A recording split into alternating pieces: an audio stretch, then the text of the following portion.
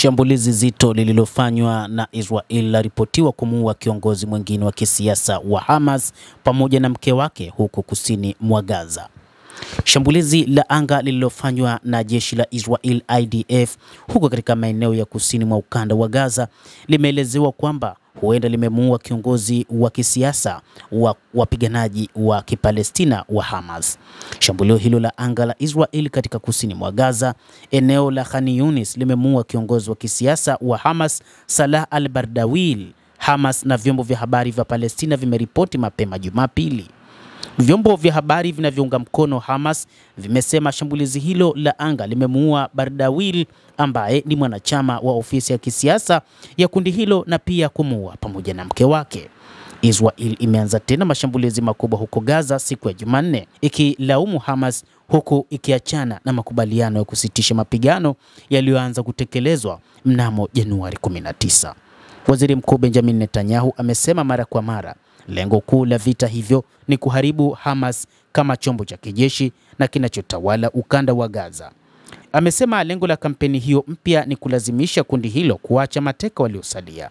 Mkuu wa serikali ya kundi la Hamas Essam Adaliz na mkuu wa usalama wa ndani Mahmoud Abu Watfa walikuwa miongoni mwa waliouawa na mashambulizi ya Israeli siku ya Jumanne pamoja na maafisa wengine kadhaa.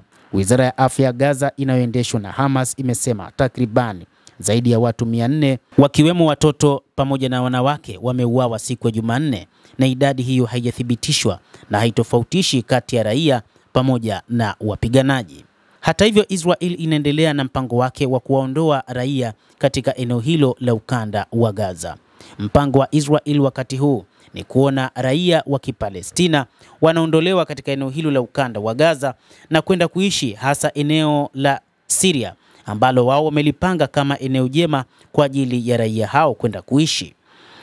Hata hivyo, imetoa agizo kwa wote ambao wanaishi katika maeneo ambayo yanaweza yakafikiwa na makombora waweze kuhakikisha wanaondoka na kwenda kutafuta maeneo salama. Wakati Israeli ikiendesha mashambulizi yake, bado imekuwa ikifuatiliwa na mashambulizi kutoka katika makundi ya wapiganaji, ikiwa ni pamoja na kundi la wapiganaji la Hamas, lakini pia na hata kundi la wapiganaji wa Kihouthi kutoka nchini Yemen.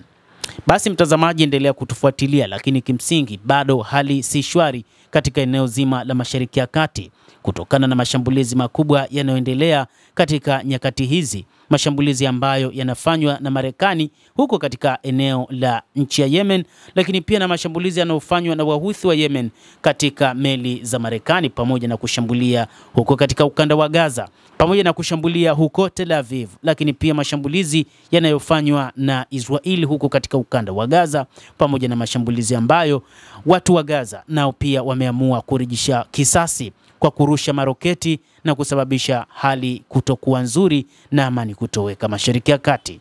Naitwa Adam Hussein, usisahau kulike, usisahau kucomment, lakini pia kusubscribe channel yetu hii.